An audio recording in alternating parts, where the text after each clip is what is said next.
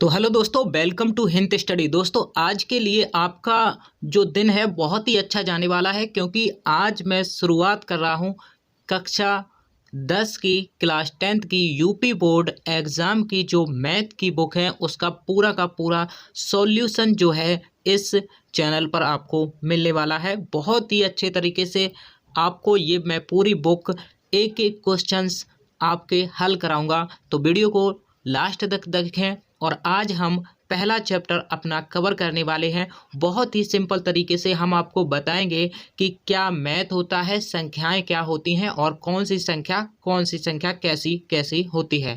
ये सभी हम एक शुरुआत में जो भी कुछ होना चाहिए वो सभी आज हम पढ़ेंगे। तो दोस्तों मैं बता दूं कि कंप्लीट कोर्स में आपको क्लास 10th का मैथ का कराने वाला हूं। यहाँ पर यूपी बोर्ड एग्ज़ाम में जो कि आपके 100% मार्क लाने से कोई नहीं रोक सकता। ठीक है दोस्तों, तो हर संडे होगा टेस्ट, आप करेंगे बहुत ही बेहतरीन तैयारी। तो देख सकते हैं आप, नियमित समय में पूरा कोर्स आपका किया जाएगा। ठीक है, ये नियमित समय में आपका पूरा कोर्स किया जाएगा और रिवीजन भी आपका पूरा पूरा कराया जाएगा। पिछले पेपर सॉल्व करेंगे वो भी ट्रिक के साथ।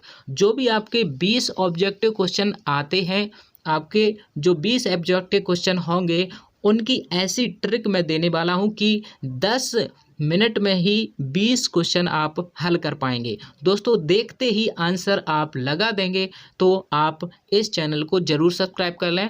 और दोस्तों हम शुरू करते हैं अपना आज का चैप्टर। तो देखिए बहुत ही अच्छे तरीके से शुरू करने वाले हैं। तो दोस्तों लाइक करें वीडियो को और चैनल को सपोर्ट करते रहें। और आगे भी आपको आज से आपका कोर्स जो है चालू हो गया है, आपको यहाँ पर बहुत ही कुछ सीखने को मिलेगा। ठीक है दोस्तों, तो ऑब्जेक्टिव जो भी आपके क्वेश्चन होंगे, जहाँ भी ट्रिक की आवश्यकता होगी, सभी क्वेश्चन ट्रिक से कराएंगे। ठीक है, यानी ऑब्जेक्टिव क्वेश्चन का ऐसा धांसू ट्रिक बताएंगे कि आप 20 क्वेश्चन को, जो कि 20 क्वेश्चन आपके आते हैं, उसका 10 मिनट में सॉल्व आप कर पाएंगे।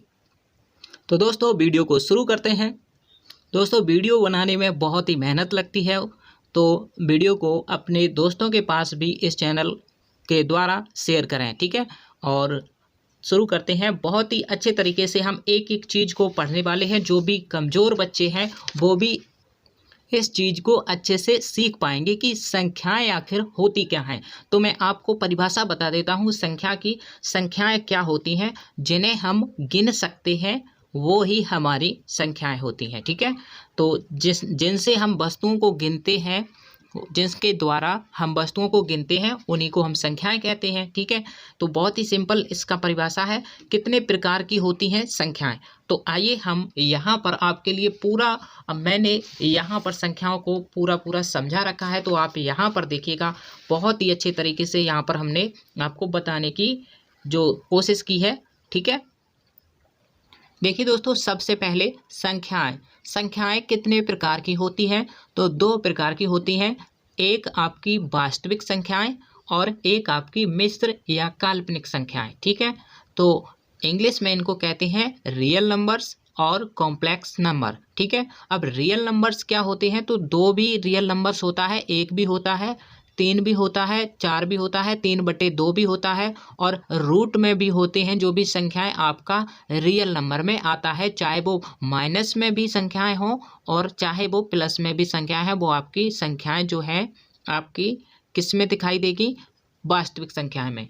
अब समझ लेते हैं काल्पनिक संख्याएं क्या होती हैं। तो कॉम्प्लेक्स नंबर जो होता है, जैसे इरेशनल नंबर, यहाँ पर XYZ हो सकता है, या फिर 1 + 2i या फिर 3i, ये XYZ में जो भी होती हैं संख्याएं, वो आपकी काल्पनिक संख्याएं होती हैं। ठीक है, तो यहाँ पर हम मिश्र काल्पनिक संख्याओं के बारे में समझ चुके हैं कि जो संख्याएं आपकी XYZ या फिर इरेशनल नंबर की होती हैं, जैसे कि जिनको हम इंटर में पढ़ते हैं, 12वीं क्लास में पढ़ते हैं, तो वो हमें अभी नहीं पढ़ना है, क्योंकि हम 10th क्लास का मैथ पढ़ रहे हैं। तो हमें वास्तविक संख्याएं देखनी है, और यह टॉपिक आपका काल्पनिक संख्याओं का है, ये आपका। तो दोस्तों यहाँ पर हम वास्तविक संख्याओं को सीखने वाले हैं। ठीक है दोस्तों, तो देखिए वास्तविक संख्याएं आपकी क्या क्या होती हैं?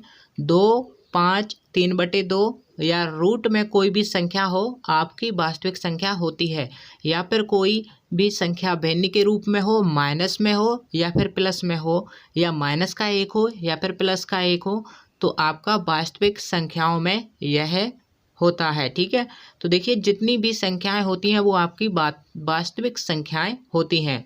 तो देखिए अब हम समझ लेते हैं कि वास्तविक संख्याएं कितने प्रकार की होती हैं।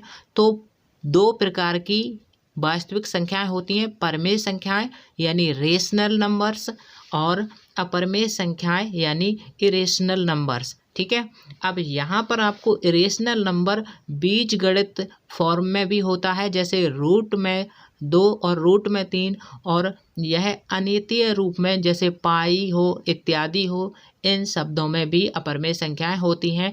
जैसे कि मैं अभी आपको पूरा बताऊंगा, एक एक परिभाषा आपको बताऊंगा कि क्या होती हैं अपरमेय संख्याएं और क्या परमेय संख्याएं होती हैं। इन सभी के बारे में मैं आपको डिटेल में बताऊंगा। पहले आप इस स्ट्रक्चर को, जो कि मैंने संरचना यह बनाई हुई है, इसको आप समझ लीजिएगा। आप भी ऐसा बना सकते हो जिससे कि आपको समझने में आसानी हो। ठीक है, इस प्रकार से आप भी संख्याओं को बना सकते हो। ठीक है, अपने अनुसार। तो देखिए दोस्तों, पूर्णांक क्या होता है, यहाँ पर हम परमेय संख्याओं के बारे में देखेंगे। ठीक है, तो परमेय संख्याओं यहाँ पर देखने वाले हैं। मैं आपको अपरमेय संख्याओं के बारे में भी आगे बताने वाला हूँ। ठीक है, तो यहाँ पर देखिएगा, पूर्णांक जो है इंटीगर नंबर्स जो होती हैं, पूर्णांक संख्याएं क्या होती हैं, और भिन्न यानी फ्रैक्शंस क्या होती हैं। परमेय संख्याएं आपकी पूर्णांक रूप में और भिन्न के रूप में हो सकती हैं। तो यहाँ पर आप देखिएगा कि क्या क्या पूर्णांक में आता है और भिन्न में क्या क्या आता है। तो देखिए, ऋणात्मक जो भी अंक होते हैं वो पूर्णांक अंक होते हैं, यानी जितने भी ऋण में -2, -3, -4 जितना भी होता है वो सभी आपका पूर्णांक में आता है। और तटस्थ यानी नेचुरल नंबर जो कि 0 भी है वह भी आपका पूर्णांक में आता है, और धनात्मक जितने भी अंक होते हैं वो भी आपके पूर्णांक में आते हैं। और अब आप समझ लीजिएगा कि भिन्न जो फ्रैक्शंस होते हैं वो कौन कौन से होते हैं। तो देखिए, एक प्रॉपर यानी उचित भिन्न भी होती है, और एक जिसे हम शुद्ध भी भिन्न कहते हैं, और एक अनुचित भिन्न होती है जिसे हम अशुद्ध भिन्न भी कहते हैं। ये प्रॉपर है, ये इम्प्रॉपर है। ठीक है, और ये मिश्रित है, मिक्स भिन्न, और ये आपकी कॉम्प्लेक्स कॉन्टिन्यूड भिन्न है, जो कि आपकी लगातार चलती रहती है भिन्न। 3/3+2, उसके बटे में फिर उसके बटे में, ऐसी संख्याएं यानी ऐसी भिन्न जो होती है वो आपकी कॉम्प्लेक्स भिन्न मिश्र भिन्न कहलाती है। और मिक्स्ड भिन्न होती है सही बटे में जो कि होती है। ठीक है, 37 सही 1/3 और 5 सही 1/, यानी 2/3। ठीक है, तो इस प्रकार से अनुचित भिन्न और उचित भिन्न में भी आपको बताऊंगा कि मैं यहाँ पर आपको बता दूं, उचित भिन्न जिसका हर बड़ा होता है अंश से, तो वह उचित भिन्न कहलाती है, और अनुचित भिन्न कहलाती है जो कि हर से अंश बड़ा हो, यानी ऊपर अगर संख्या अंश में बड़ी है तो वह अनुचित भिन्न होगी, और नीचे अगर बड़ी है तो वह उचित भिन्न होगी। ठीक है, तो मिश्र भिन्न जो सही बटा में हो उसे हम मिश्रित भिन्न कहते हैं, और मिक्स यानी कॉम्प्लेक्स कॉन्टिन्यूड जो होती है वो कंटिन्यूड चलती रहती है, यानी कि 3/2, 3 सही 2/2, उसके बटे में फिर उसके बटे में, फिर ऐसे ही जो भिन्न चलती है उसे कॉम्प्लेक्स कॉन्टिन्यूड भिन्न कहते हैं या फिर मिश्र कहते हैं। ठीक है, तो देखिए यहाँ पर हम देखने वाले हैं अब प्राकृतिक संख्याएं। तो प्राकृतिक संख्याएं आप समझ सकते हो कि क्या क्या होती हैं प्राकृतिक संख्याएं। जैसा कि आप देख रहे होंगे, 2 के साथ विभाज्यता का आधार पर जो प्राकृतिक संख्याएं होती हैं, मैं आपको अभी बताऊंगा कि प्राकृतिक संख्याएं प्रॉपर जो होती हैं वो सभी 0 को छोड़कर आपकी प्राकृतिक संख्याएं होती हैं। यहाँ पर इसको आप पहले इस स्ट्रक्चर को थोड़ा सा बचा है, इसको देख लीजिएगा। देखिए, 2 के साथ विभाज्यता के आधार पर, 2 के साथ विभाज्यता के आधार पर सम संख्याएं होती हैं और विषम भी होती हैं जो 2 से नहीं कटती हैं। ठीक है, अब यहाँ पर देखिएगा, विभिन्न गुणकों की संख्या के आधार पर यहाँ पर अभाज्य संख्याएं भी होती हैं और संयुक्त संख्या भी होती है। ठीक है, तो आप यहाँ पर देख सकते हो सम संख्याएं 2, 4, 6, 8 और विषम 1, 3, 5, 7 इस प्रकार की संख्याएं होती हैं।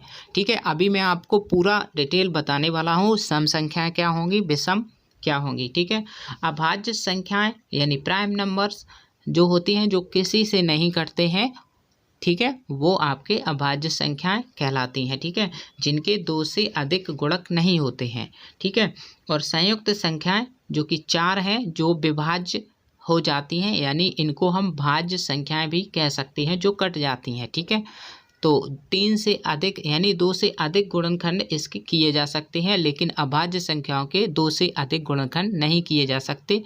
ठीक है, तो इस प्रकार से इसकी कुछ परिभाषा होती है, मैं आपको अभी डिटेल में परिभाषा बता देता हूँ। देखिए तो देखिए दोस्तों, यहाँ पर आप समझ जाओगे कि वास्तविक संख्याएं क्या होती हैं। अब हम आराम से इनको समझ लेते हैं।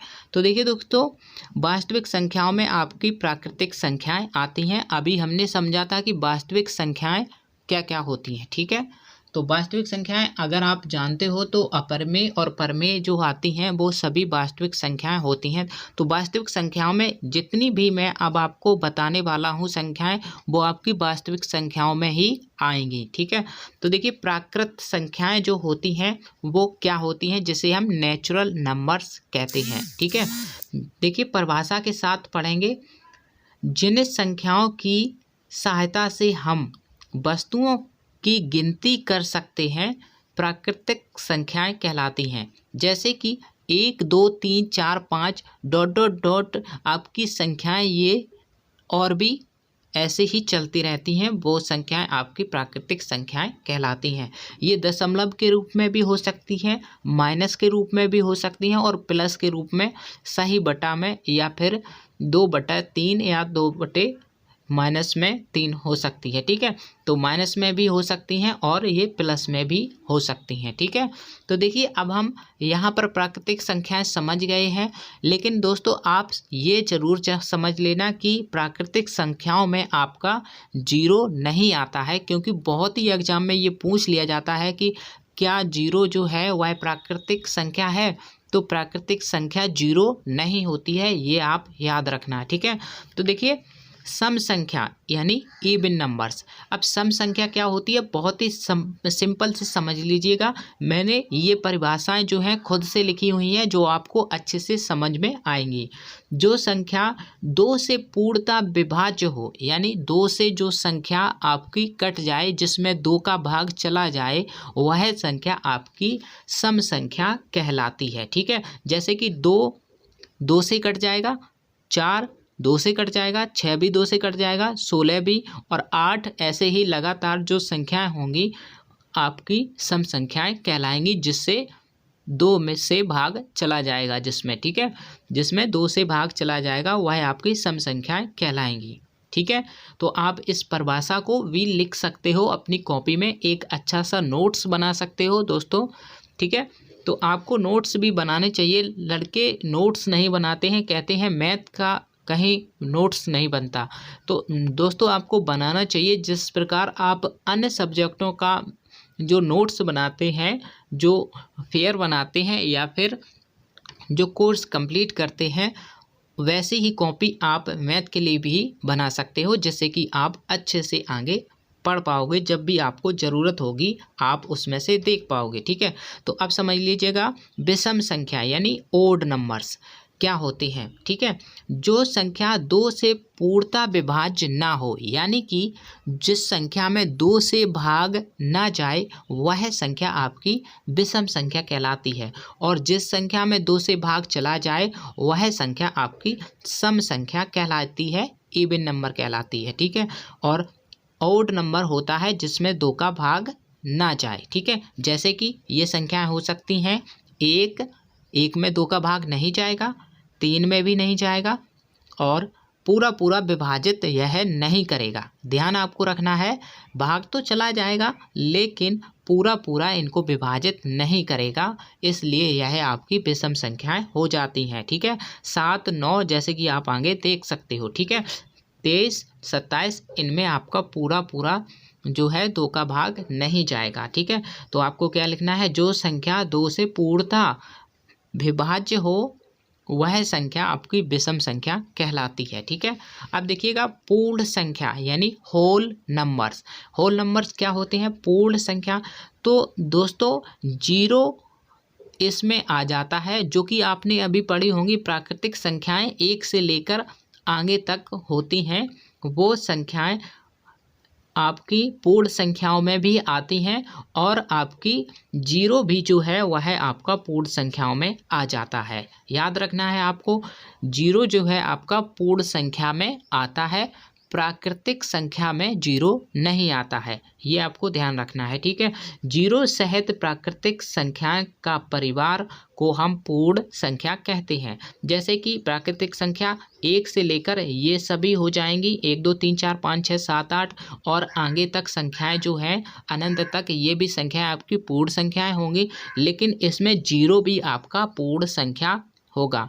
ये आपकी प्राकृतिक संख्याएं होती हैं और अगर इसमें 0 मिला दिया तो ये पूर्ण संख्या हो जाती है। ठीक है, अब आप देखोगे आगे बहुत ही सुंदर तरीके से मैं आपको बता रहा हूँ, तो इस सेशन को जो है वीडियो को अपने दोस्तों को भी शेयर करें, जिससे कि वो भी अच्छे से सीख पाएँ।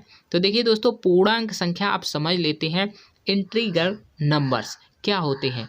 तो 0 सहित तमाम धनात्मक संख्याएं एवं ऋणात्मक संख्याएं, 0 सहित तमाम जो जितनी भी धनात्मक संख्याएं होती हैं यानी प्लस वाली जितनी भी संख्याएं होती हैं वो सभी संख्याएं, और 0 भी और ऋण में भी, यानी कि वो सभी पूर्णांक में होती हैं। तो मैं यहाँ पर आपको समझा देता हूँ, जैसे कि 0 भी हो जाता है आपका पूर्णांक, ठीक है, और आपका 1 भी पूर्णांक हो जाता है, और 2 भी, 3 भी, 4 भी, डॉट डॉट डॉट अनंत तक ये जितने भी प्लस में अंक होते हैं वो सभी आपके पूर्णांक होते हैं, और जितने भी माइनस में होते हैं वो भी, जितना भी हो माइनस में अनंत तक आपका पूर्णांक अंक होता है। ठीक है, यानी माइनस में जितने भी नंबर होंगे वो आपके पूर्णांक कहलाएंगे, और प्लस में भी जितने नंबर होंगे पूर्णांक कहलाएंगे, और आपका 0 भी आपका पूर्णांक होता है। ठीक है, 0 पूर्ण भी होता है और पूर्णांक भी होता है। ठीक है, तो आप यहाँ पर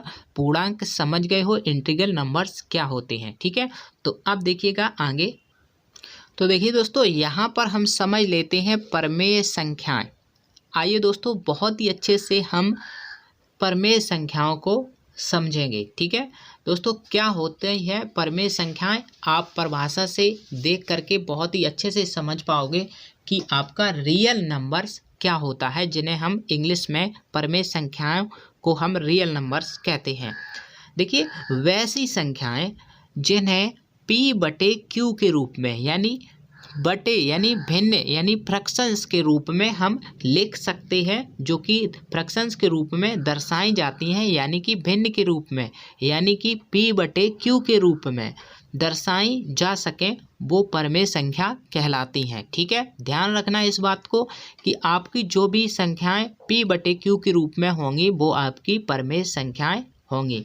तो देखिए दोस्तों, अगर मैं यहाँ पर आपको बता दूं कि जहाँ पर ये आगे भी पढ़ लीजिएगा आप, जहाँ Q जो हो डज नॉट इक्वल 0, यानी 0 के बराबर ना हो, यानी यहाँ पर समझिएगा, हिंदी में मैं आपको समझाने की कोशिश करता हूँ। देखिए, जैसे कि 2 है, ये भी आपका परमेय संख्या है, 4 है, ये भी आपका परमेय संख्या है, क्योंकि इसे हम P/Q के रूप में लिख सकते हैं। कैसे?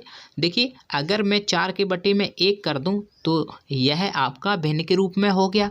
अब यह भिन्न के रूप में हो गया तो परमेय हो गया, क्योंकि अभी मैंने पढ़ा कि P/Q के रूप में जो होगा वह आपका परमेय होगा, यानी भिन्न जैसा जो भी बन जाएगा वह आपका परमेय संख्या हो जाएगा। ठीक है, जैसे कि 2 4 6 1 2 3 ये भी आपके परमेय संख्याएं होती हैं, क्योंकि इसके बटे में हम 1 लिख सकते हैं। लेकिन दोस्तों, यहाँ पर आप एक चीज़ समझ लीजिएगा कि जिस संख्या के बटे में 0 हो जाएगा वह आपका परमेय नहीं होगा। ठीक है, तो वह आपका परमेय नहीं होगा अगर जिस संख्या के नीचे 0 हो जाएगा, जैसा कि यहाँ पर लिखा है, जहाँ Q जो हो यानी नीचे का जो हो हर वह 0 ना हो। ठीक है, 0 नहीं होना चाहिए, नहीं तो वह अपरमेय बन जाएगा। ठीक है, तो देखिए ध्यान से अब कौन कौन सी परमेय संख्याएं हो सकती हैं। तो 5/4 भी हो सकती है, 1 2 3 4 5 भी हो सकती हैं, जैसा कि मैंने यहाँ लिखा है 5 6 10 12 15 16 100 200 भी हो सकती हैं। ठीक है, ये भी क्योंकि जिसके बटे में हम 1 लिख सकते हैं वो आपकी परमेय संख्याएं हो जाएंगी। यानी जितने भी नंबर होते हैं प्लस में या फिर माइनस में वो आपके परमेय में हो जाते हैं। ठीक है, तो आप यहाँ पर देखिएगा माइनस का 1/6 भी हो जाएगा, और जो भी सही बटा में हो 2 सही 1/4 ये भी आपका परमेय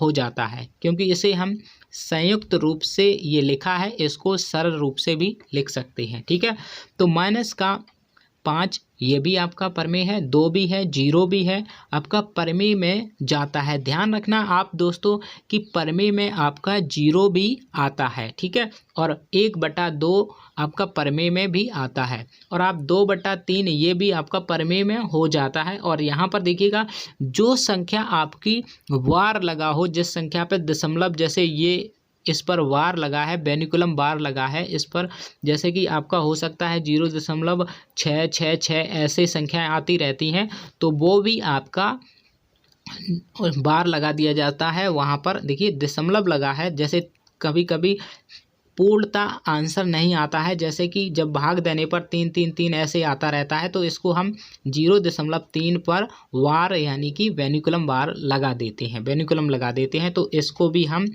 परमेय संख्या में जोड़ते हैं। ठीक है, तो अब देखिएगा दोस्तों दशमलव में भी हो वो भी आपका परमेय में होता है, क्योंकि इसको हम लिख सकते हैं 5/10, ये भी परमेय में हो जाएगा। ठीक है, तो ये 2 सही 1/4 को हम कैसे लिख सकते हैं, 2 चौकों 8, 8 में 1 जोड़ेंगे 9/4, ये भी आपका भिन्न के रूप में हो जाता है, यानी संयुक्त भिन्न को भी हम परमेय संख्या कह देते हैं। ठीक है, तो दोस्तों आप सिंपल तरीके से समझ गए होंगे कि परमेय संख्या आखिर क्या होती है। ठीक है दोस्तों, तो अब हम समझ लेते हैं अपरमेय संख्या आखिर क्या होती है। ठीक है दोस्तों, तो देखिए दोस्तों अपरमेय संख्याएं वैसी संख्याएं जिन्हें P/Q के रूप में नहीं लिखा जा सकता। अभी हमने पढ़ा था कि परमेय क्या होता है, जिसे Q के रूप में लिखा जा सकता है, यानी कि भिन्न के रूप में लिखा जा सकता है, जहां पर नीचे जो है हर आपका 0 नहीं होना चाहिए। ठीक है, तो आपका परमेय कहलाता है। लेकिन यहाँ पर क्या दिया गया है, वैसी संख्याएं जिन्हें P/Q रूप में नहीं लिखा जा सकता, जिसे P/Q के रूप में यानी भिन्न के रूप में नहीं लिखा जा सकता, उन्हें हम अपरमेय संख्याएं कहते हैं। जैसे कि रूट में आपका 5 हो, रूट में आपका 7 हो, रूट में आपका 27 हो, इसको हम बाहर नहीं निकाल सकते। यानी रूट 7 को अगर आप लाएंगे सही से बाहर रूट से निकालेंगे तो यह आपका दशमलव में आता जाएगा, तो यह आपका परमेय नहीं होगा। ठीक है, तो ऐसे ही 3 और रूट में 2 हो, या फिर n/0 हो, यानी जिस संख्या के नीचे यानी हर में अगर 0 आ जाएगा तो वह आपकी अपरमेय हो जाएगी। ठीक है, और अगर 0 नहीं आएगा तो यह आपकी परमेय गिनी जाती। ठीक है, तो आप यहाँ पर देख रहे हो अगर 0 नीचे है तो यह आपकी अपरमेय है। पाई भी दोस्तों बहुत ही पूछा जाता है, पाई जो है आपका अपरमेय होता है। अपरमेय क्या होता है, अपरमेय। पाई जो होता है वह आपका अपरमेय होता है। ठीक है, और देखिए दोस्तों अगर इसका पाई का मान आप जानते हो 22/7 होता है, 22/7 पाई का मान होता है, लेकिन यह 22/7 आपका परमेय होता है। और अगर आप से कोई पूछे कि पाई कैसी संख्या है तो यह अपरमेय है। ध्यान से सुनिएगा, ये क्वेश्चन निश्चित ही आपका पूछ लिया जाता है आपके ऑब्जेक्टिव क्वेश्चनों में, तो ध्यान रखिएगा इसको कि पाई जो है अपरमेय है। अब आगे देखिएगा अपरमेय संख्या और कौन सी हो सकती है, जिसका मान दशमलव में बढ़ता रहे। कैसे, जैसे कि 2 4 6 8 दशमलव में कभी 2 से भाग चला गया, कभी 4 से चला गया, फिर 3 से चला गया, फिर 3 से, फिर 4 से, फिर 5 से, फिर 6 से, ऐसे अगर बदलता है, बदलते हुए भाग चला जाता है यानी चलता ही रहता है, तो वह आपकी अपरमेय में संख्या हो जाती हैं। और दोस्तों ये चीज़ आप ध्यान रखिएगा, जैसे कि अगर आपका सेम नंबर भाग में जा रहा है, जैसे कि 0.666 या 0.888 ऐसे जा रहा है, तो वह आपका परमेय होगा। लेकिन अगर बदल बदल करके जा रहा है, यहाँ पर 2 से कभी भाग चला गया, 4 से दशमलव के बाद चला गया भाग, तो इस तरीके से संख्याएं जो होंगी वो अपरमेय होंगी, ठीक है, इरेशनल नंबर कहलाएंगी। ठीक है दोस्तों, तो आप समझ गए होंगे अपरमेय संख्याएं मैंने बहुत ही बारीकी से यहाँ पर आपको समझाई हैं। तो देखिए दोस्तों, अभाज्य संख्याएं आप समझ लेते हैं। बहुत ही धांसू वीडियो होने वाला है ये दोस्तों, हर एक बच्चे को अच्छे से पहुँचा दीजिएगा, उसके पास शेयर कर दीजिएगा, जिससे कि वो भी अच्छे से सीख पाए कि संख्याएँ कैसे क्या होती हैं। और आप अच्छे से इतनी अच्छे से आप कहीं भी नहीं सीख पाओगे दोस्तों, इसलिए इस वीडियो को लाइक कर दो और चैनल को सब्सक्राइब कर लो। मैं आपको बहुत ही डिटेल में, बहुत ही सिंपल तरीके से आपका पूरा मैथ कराऊंगा, जिससे कि आप अपनी परीक्षा में, हाई स्कूल में 100% अंक मैथ में अच्छे से लाओगे। ठीक है, तो अभाज्य संख्याएं देख लेते हैं क्या होती हैं। प्राइम नंबर्स, ठीक है, तो वह संख्या जो स्वयं से और एक से विभाजित हो। ठीक है, जैसा कि आप जानते हो दोस्तों, मैं आपको एक चीज़ बता देता हूं कि हम पहला चैप्टर ये कंप्लीट कर रहे हैं, जिसमें हमारा है वास्तविक संख्याएं। पहला चैप्टर क्लास 10th का पहला चैप्टर है वास्तविक संख्याएं, यानी रियल नंबर्स। ठीक है, class 10th real numbers chapter first, ये हम यहाँ पर पढ़ रहे हैं दोस्तों। ठीक है, तो यहाँ पर यह आपकी शुरुआत है। शुरुआत में यही क्वेश्चन हम आपको आने चाहिए, यानी हमें पता होनी चाहिए कि कौन सी संख्याएं कैसी होती हैं, तभी हम आगे बढ़ेंगे बहुत ही अच्छे तरीके से। फर्स्ट चैप्टर को दूसरे वीडियो में शुरू करेंगे। ठीक है, तो दोस्तों यहाँ पर देखिएगा, अभाज्य संख्याएँ क्या होती हैं। वह संख्या जो स्वयं से और एक से विभाजित हो, यानी कट जाए। स्वयं से और एक से विभाजित हो, वह संख्या आपकी प्राइम नंबर यानी अभाज्य संख्या कहलाएगी। अर्थात जैसे केवल 2 गुणज हों, अभाज्य संख्या कहलाती है। जिसके केवल 2 गुणनखंड किए जाएं, वो आपकी अभाज्य संख्या कहलाती है। जैसे दोस्तों आपको अभी समझ नहीं आया कि अभाज्य संख्या कैसी होती है, तो मैं आपको समझाने की कोशिश करता हूँ। जैसे कि ये 2 है, सबसे छोटी अभाज्य संख्या क्या है, 2 है। ठीक है, तो देखिए आपको सबसे पहले यहाँ पर क्या समझना है। मैंने यहाँ पर परिभाषा में क्या पढ़ा, मैंने लिखा है कि जो संख्या स्वयं से कटे, स्वयं से विभाजित हो, या फिर स्वयं से कटे, या फिर एक से कटे। दोस्तों मैं बता दूं, एक से तो सभी संख्याएं कट जाती हैं, यानी एक संख्या से सभी में भाग चला जाएगा, क्योंकि 2 में 1 से भाग देंगे तो 2 ही रहेगा, और 3 में 1 से भाग देंगे तो 3 ही रहेगा, और 4 में 1 से भाग देंगे 4 ही रहेगा, और 5 में 1 से भाग देंगे 5 ही रहेगा। यानी कि जितने भी संख्या में आप 1 से भाग दोगे तो आप वही नंबर पाओगे। यानी कि 1 जो है सभी संख्याओं के गुणज में होता है, क्योंकि इसमें 1 का भाग चला जाता है सभी संख्याओं में। ठीक है, यानी 1 से सभी संख्याएं कट जाती हैं। जैसे कि अब ये बात आपको क्लियर हो गई, इसका एक गुणनखंड तो क्या हो गया, 1 हो गया। जैसे कि 2 है, 2 का गुणनखंड क्या हो सकता है, 2 और 1। 2 से यह 2 कट जाएगा और 1 से यह 2 कट जाएगा, यानी कि 2 के टेबल में 2 आता है और 1 के टेबल में 2 आता है। 1 का टेबल में तो सभी संख्याएं आती हैं। जैसे कि आप 1 का टेबल पढ़ो तो 1 दूनी 2, 1 तिया 3, 1 चौको 4, 1 पंचे 5, ऐसे 1 11 11 और 1 12 12, यानी 1 से सब 1 13 13, 1 का भाग जिसमें भी दोगे, 1 का टेबल जिसका गुणा भी करोगे उतना ही रहेगा। ठीक है, जैसे आप 15 में 1 का गुणा करोगे तो 15 एकम 15 होगा, और 35 या 36 जितने भी चाहो आप अगर गुणा करोगे, 100 में भी गुणा करोगे 1 का तो उतनी ही आएगा। समझ रहे हो, यानी 1 जो है सभी के गुणनखंड होते हैं। तो पहला तो 1 हो गया आपका सभी में, जो कि गुणनखंड हो जाएगा सभी का। ठीक है, और 1 तो वह संख्या खुद ही हो गई, यानी यह संख्या किस किस से कट सकती है, 1 तो 1 से कट सकती है और 1 तो 2 से कट सकती है। यानी 2 के टेबल में 2 आता है और 1 के टेबल में भी 2 आता है। तो आप समझ गए होंगे कि किसी भी संख्या के 2 गुणनखंड से अधिक ना हो तो वह आपकी अभाज्य कहलाएगी। ठीक है, जैसे कि जो किसी से नहीं कटती है, मात्र खुद से कटती है। जैसे ये 2 है, यह खुद से कटेगा 2 एकम 2, और 1 से कटेगा 1 दूनी 2। तो मात्र इन्हीं 2 से कट सकता है और किसी से यह नंबर नहीं कटेगा। इसी प्रकार से 13 भी है, 11 भी है। 11 11 से कटेगा और 1 से कटेगा, और 19 1 से कटेगा और 19 19 से कटेगा। ऐसी संख्याएं होती हैं आपकी प्राइम नंबर्स कहलाती हैं, यानी अभाज्य संख्याएं कहलाती हैं। आप समझ गए होंगे, मैंने बहुत ही अच्छी तरीके से, बहुत ही आसान तरीके से आपको समझाया है। ठीक है, तो अगर नहीं आया है तो आप फिर से इसको सुन सकते हैं पीछे बैक करके। ठीक है, बैक वीडियो कर लीजिएगा और फिर से सुन लीजिएगा, आपको समझ आ जाएगा। तो देखिए दोस्तों, आगे हम पढ़ते हैं। एक जो है यहाँ पर इम्पोर्टेंट पॉइंट पढ़ लेते हैं जो कि आपके एग्ज़ाम में आने के चांस रहते हैं, 1 नंबर का पूछा जा सकता है। जैसे एक जो संख्या होती है, एक ना ही अभाज्य होता है और ना ही भाज्य होता है, यानी ना तो भाज्य है और ना ही अभाज्य है।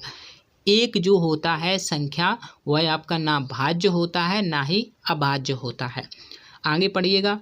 2 सबसे छोटी अभाज्य संख्या है। मैंने अभी आपको बताया सबसे छोटी अभाज्य संख्या, यहाँ पर आपने पढ़ा कि सबसे छोटी अभाज्य संख्या इसमें क्या है, 2 है। तो अब अभाज्य संख्या सबसे छोटी कौन होगी, 2 हो जाएगी। ठीक है, अब आगे देखिएगा। 2 एकमात्र सम अभाज्य संख्या है, यानी अभाज्य संख्याओं में केवल आपको सम संख्या एक ही दिखेगी, वो है आपकी 2।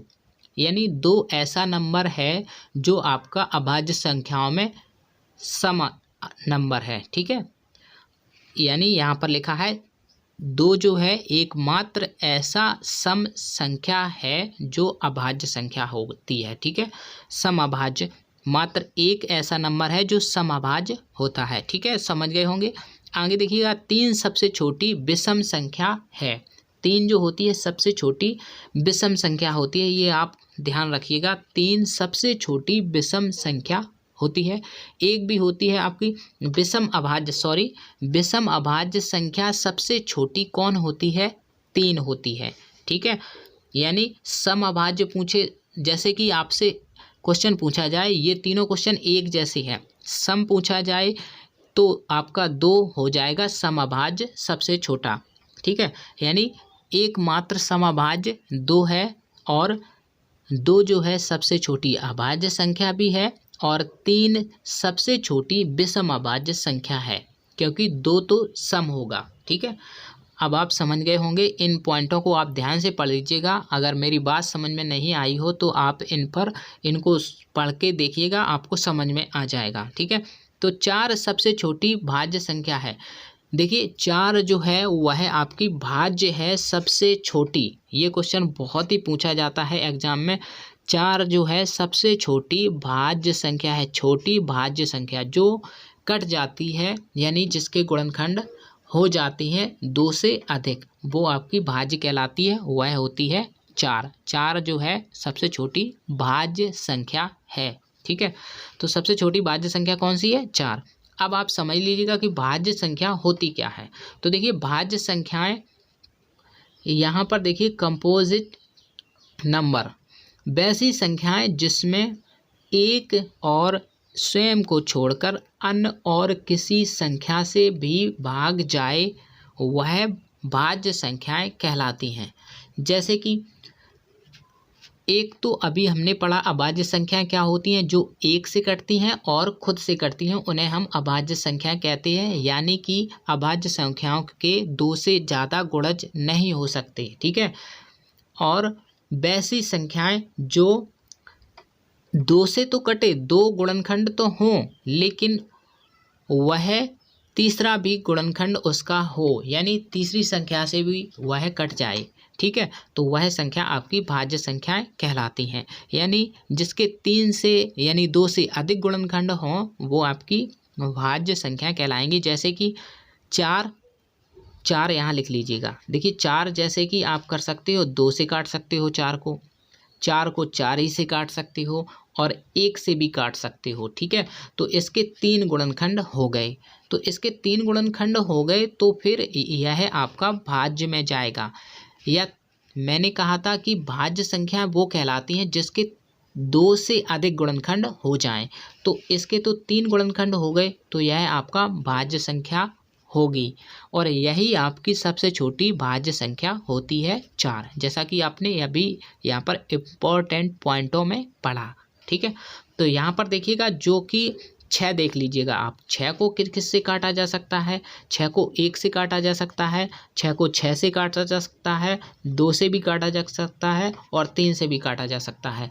इसके देखिएगा 2 से अधिक गुणनखंड हो गए, यानी कि 4 गुणनखंड हो गए, तो यह संख्या आपकी भाज्य संख्याओं में जाएगी। यानी कि जिसके 2 से ज़्यादा गुणनखंड हो जाएंगे वह संख्या आपकी भाज्य संख्या में जाएगी। ठीक है, तो आप समझ गए होंगे भाज्य संख्या क्या होती हैं। अब सहभाज्य संख्या समझ लेते हैं। लास्ट आपका यही होगा। हम सब कुछ पढ़ चुके हैं संख्याओं के बारे में, अब हम अच्छे से आगे देखिए दोस्तों, यहाँ पर हम सहभाज्य संख्याओं को पढ़ेंगे।